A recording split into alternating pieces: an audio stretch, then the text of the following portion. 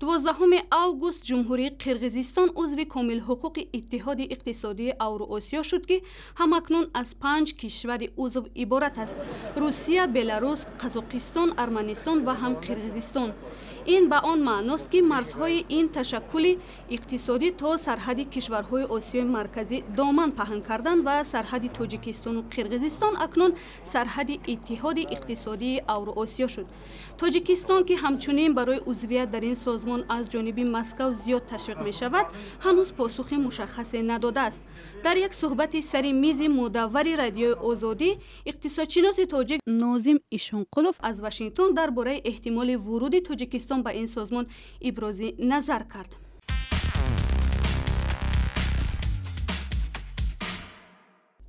سوال اول همکارمان خیرامان بقازاده از ناظم ایشانقلوف این بود که چرا به فکر شما تاجیکستان به اتحاد اقتصادی اوراسیا شامل خواهد شد؟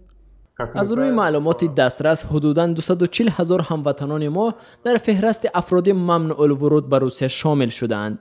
بسیاری مهاجران ما با سبب مشکلی دریافت اجازه کار به خانه‌هایشان برمیگردند، ولی درآمدی که آنها در اینجا دارند قانع کننده نیست.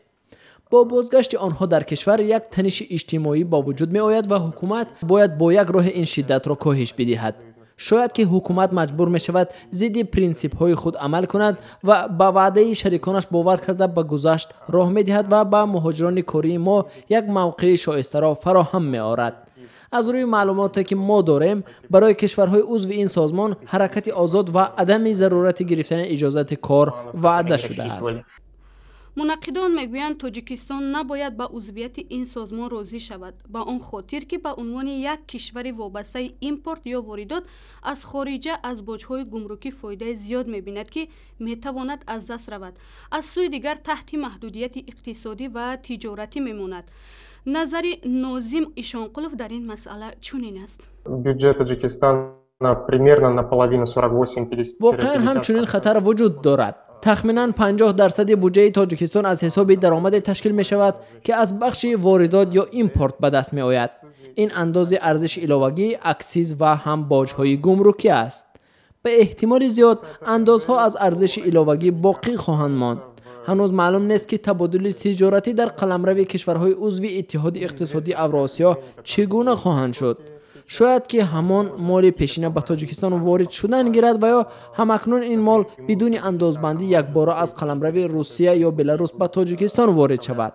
انتظار می رود که حجم باج گمرکی همان طوری که در قرقیزستان دیدن ممکن است از 1.5 تا 2% قیمت مال وارداتی را تشکیل خواهد داد. بسیاری ها درباره ضرورت همایش میان کشورهای همسایه پسا شوروی صحبت میکنند، ولی چنین ضرورت واقعا وجود دارد؟ باز شدن سرحد و آزاد شدن گردش مال در بازار این تنها به فایده همه طرف هاست. از تجارت هم کشورهای خرد و هم بزرگ فایده میبینند. من طرفدار حرکت آزاد مال و اشیا و پول هستم، ولی من مخالف اینم که این گونه آزادی ها از حساب محدود کردن روابط یک جانب با جانب های دیگر کرده شود. ما می‌دانیم که اتحاد اقتصادی اوراسیا و یا اتحاد گمرکی اگر آزادی معاملات را در داخل کشورهای عضو پیش بینی کند، امکانیت‌های تجارتی این کشورها را در معامله‌شان با طرف‌های دیگر که عضو این سازمان نیستند محدود می‌کند. صحبت میز مدور را در شکل پوره در سامانه رادیوی آزادی تماشا کنید.